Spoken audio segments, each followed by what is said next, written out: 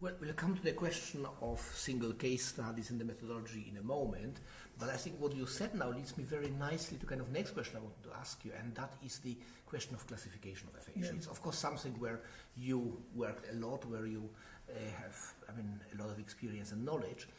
And, to what extent, what you said, for instance, in one of your first slides, was very different from the kind of classical Wernicke-Lichtheim classification, which is still the basis of Western aphasia, battery of Boston Diagnostic Aphasia Examination, and so on. So in which sense do you think are we kind of changing our view to classify aphasias, particularly in terms of selecting patients for different treatments?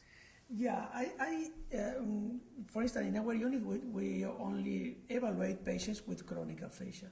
And in the acute aphasia, there are 8 clinical symptoms, but none of these symptoms is seen in patients with chronic aphasia. In general, patients with chronic aphasia have atypical patterns because the clinical profile of aphasia depends on the lesion, but also on the reorganization of the brain, so that we are not only seeing the damage, but also how the brain copes with the problem.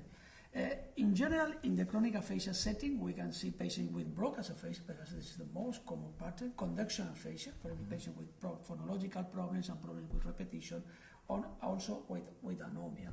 It is exceptional to see patients, for instance, with transcortical aphasia in the clinical setting.